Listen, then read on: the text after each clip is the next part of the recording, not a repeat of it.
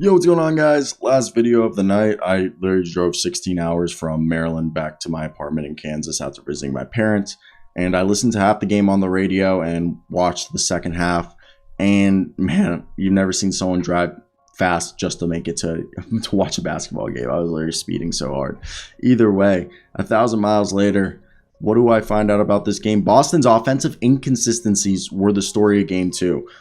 Emi Udoka took out the starters, put in Aaron Nesmith, and put Payton Pritchard hunting Nemanja Bjelica, and they tried to find any opening possible. And yeah, Nesmith had that backdoor cut, and they scored a bucket. And then the following play, Payton Pritchard runs into or tries to drive at Bjelica and turns the ball over.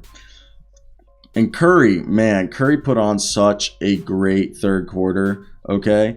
This was another game, another huge quarter, third quarter specifically for the Warriors. This time, the margin was 35-14 in the third. The Golden State's defense literally is the best type of offense. I always say this, the best type of offense is defense. When you're playing good defense, that turns into easy offense that's efficient.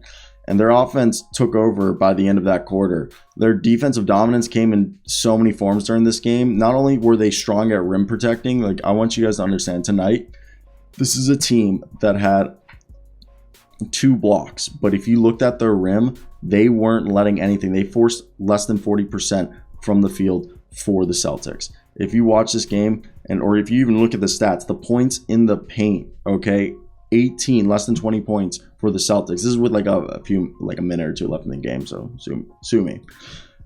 They shut them down. The other way they shut them down was avoiding unnecessary help that would result in wide open 3-point attempts for the Celtics. So they stopped leaving Derek White and Marcus Smart open like they did in the first game. And then this game, they also made sure to hammer home the point that offensive rebounds are hella important. Okay, the rebounding battle, very similar, and they grabbed same amount of offensive rebounds, but really it was the Warriors. Every time they needed a second chance point, they got a rebound. And Steph Curry produced another great game. And the crazy part is that he finished the third quarter with 14 points, including 3 of 6 from 3. And it was just amazing. And then if we have to talk about Andrew Wiggins playing, first off, Gary Payton II contributed in so many different ways. He made a major impact on offense as a screener. He played amazing as a defender. Literally, him and Draymond Green look like the two. Draymond Green, Andrew Wiggins, and Gary Payton II literally could be 3 guys on the first team, all defensive team next year. I'm not even kidding. And by having Gary Payton, Andrew Wiggins, and Draymond Green out there, allows the Warriors to match up with Boston's space ball lineup while still playing big ball on offense with ball screens for Steph Curry. And again, it was also the turnovers. They were just turning the ball over the Celtics. And it was wild. And Jordan Poole and Klay Thompson were relatively quiet this game. They struggled for a while. And you could argue Andrew Wiggins had a very quiet night. I know if you look at this box score, he didn't do anything that would have jumped out, okay? He barely broke over 10 points, double-digit points. Okay, a very quiet game, but you saw how many passing lanes, how many shots he altered just by being there, by being a presence. And I think that's one of the best things you can do as a player is if you're not making an impact scoring-wise, then make an impact defensively. And people are not realizing that Andrew Wiggins is also lately, I know it's not a lot, but he's dishing out more assists than ever in his career. Okay, I know for the season it's 2.2, but if you look at it, he had his last year in Minnesota, he was almost doing 4. His first year in Golden State, 4. Basically, his numbers, besides just basically all of Andrew Wiggins' numbers are better. He's just a better passer, a better playmaker, not only with the ball in his hand, but as a scorer.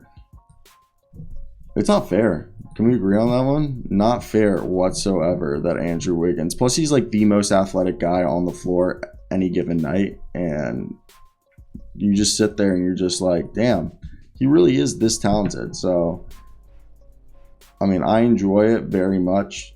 And I think it's just something that people need to give him credit, okay? I mean, Steph Curry was awesome. Let's be honest on that one. I thought that was so much fun to watch Steph out there. But, hey, that's basically it for me, guys. I hope you guys do have a great day. Are we just milking this for a few more seconds? Potentially.